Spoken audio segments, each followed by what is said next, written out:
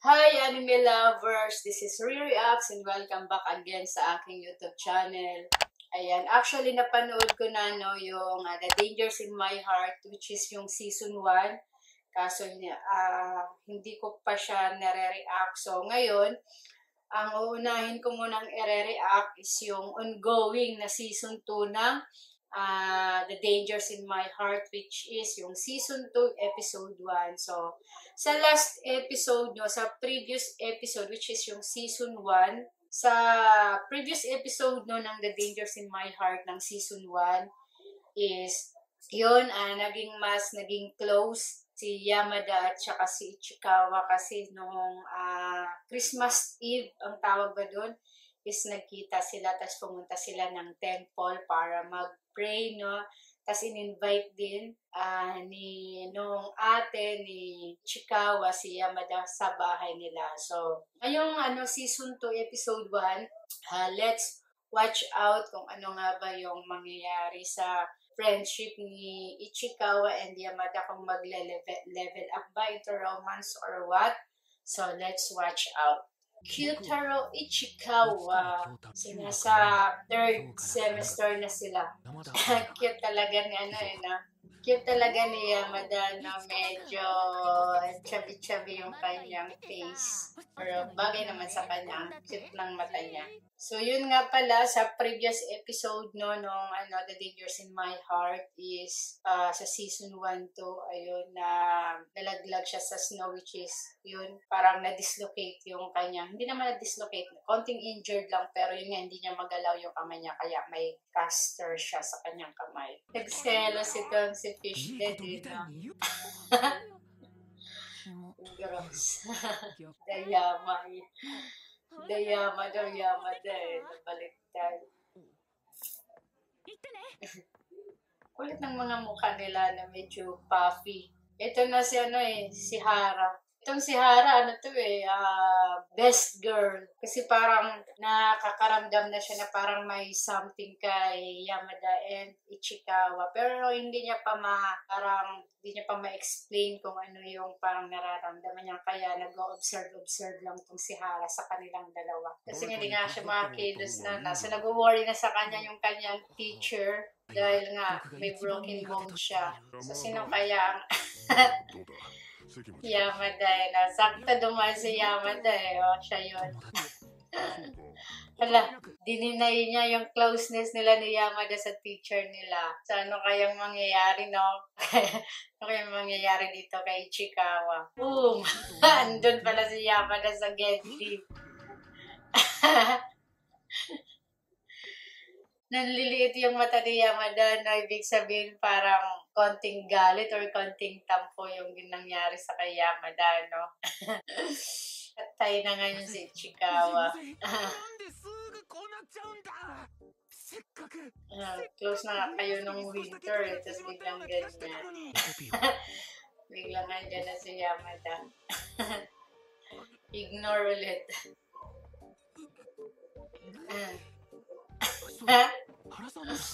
Wag mong subukan, boy. Wag mong subukan kay Hara. Magsiselos lalo si Yamada. Lalong madadagdagan yung galit. Ang pait naman nitong fish dead na friend niya. Kasi yung mata mukhang fish dead. Ay, no? Okay. So, dahil kay Yamada. Ang sweet talaga ni Yamada, no? Kasi siya, mostly siya pa lang ang nag-e-effort ngayon para maging okay yung parang closeness, yung friendship nila ni Ichikawa. So, parang ginagawa niya ang lahat, parang ganun talaga pag if you like someone, no? Parang magpapa-impress ka, ganun. Kulit nito. Si Adachi pala ito, parang mukhang fish dead. Ay. Ang galing ni Ichikawa, no? Biglang nag-sorry kasi ang personality ni Ichikawa is parang pag may gusto siyang sabihin, gusto sa isip niya lang, hindi siya vocal. Pero this time, naging vocal siya kung ano man yung gusto niya iparinig kay Yamada, which is, ayan, nag-sorry nga siya.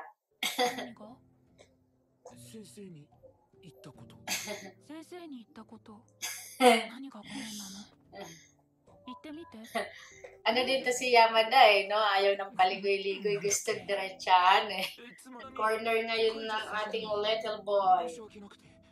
でも本当は一番頼りたいと思っている。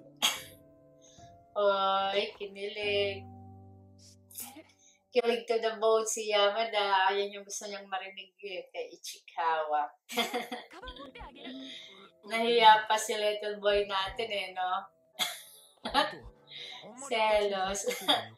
Nagselos. Ala.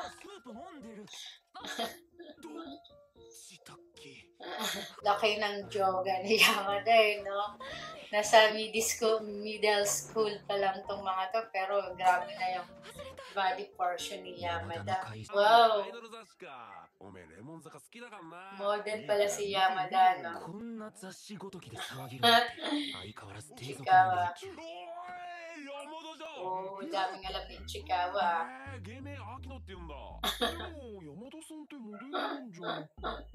Para sila nang iniisip. Si Adachi.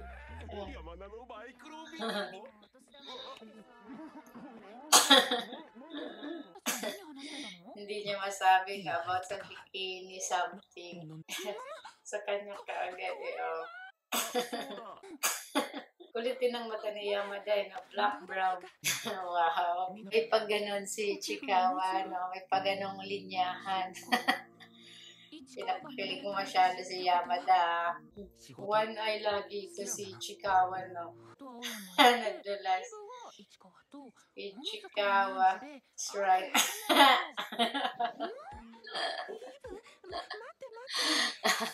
Nagulat si si Hara, no? Hindi niya akalain na Christmas Eve, which is special kasi yan sa Japan, yung mga ganyan, yung mga special Eve, mga New Year's Eve, ganyan. So, parang yung mga ganyang occasion, mga dapat ang kasama mo ay mga important person sa life mo, which is family, ganyan, or kaya lovers. Kaya nagulat si Hara. Kasi Christmas Eve, nadula si Yamada, no? Nadulas din si Hara.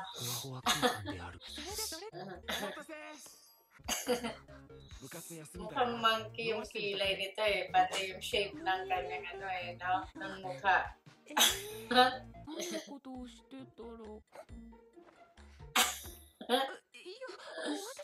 Ganda talaga ni Yamada, oh. Cute, cute.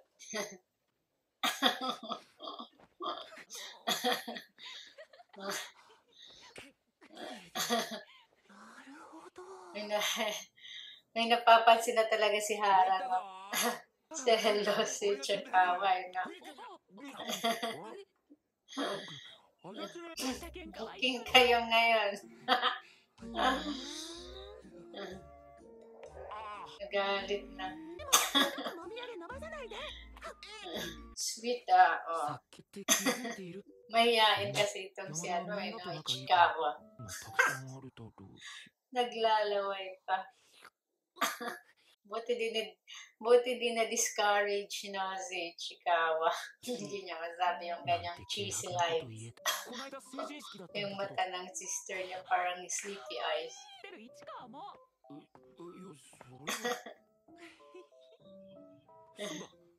Touchy masyado to si Yamada eh, no?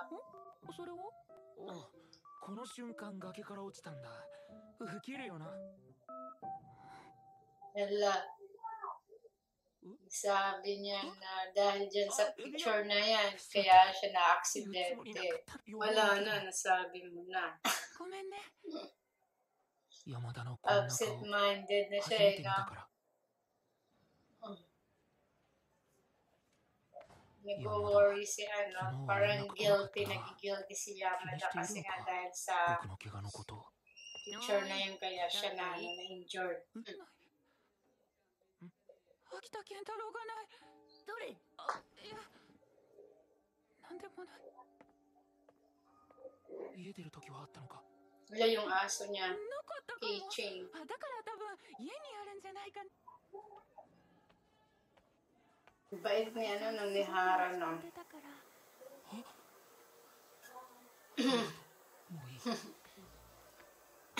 Kinilig na naman si Hara.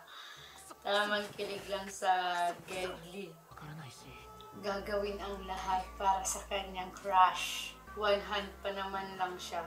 何かお探し Ito best girl din to eh. アンナこの道はあまり通らないよいやこっちだから Binigyan niya ng hint eh, no? Buti na lang dumaan to si best girl din. Si こん Meow. なこと Meow. Meow girl kasi yung mata. Mukhang pusa. Uy, nagkita sila ni Yamada. Oras na shock eh. Hala, naiyak na si Yamada.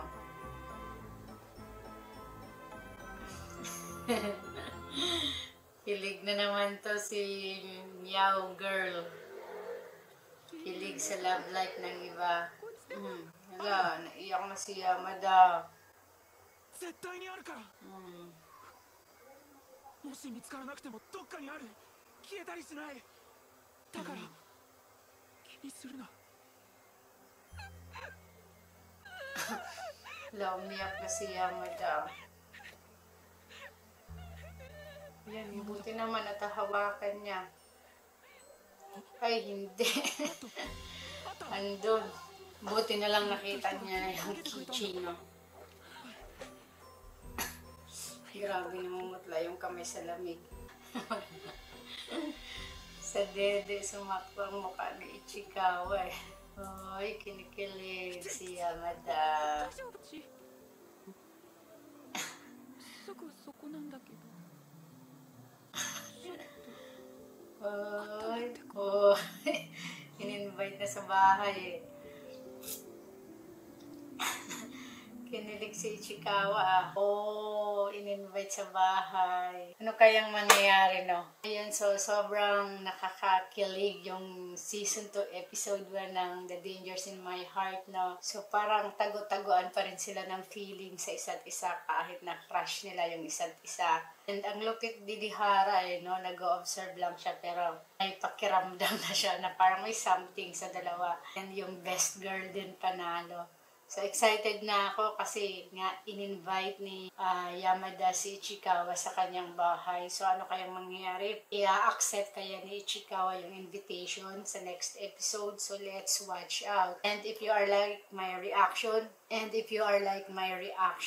please thumbs up and subscribe for more anime reactions. So, see you on the next episode na The Dangers in My Heart Season 2.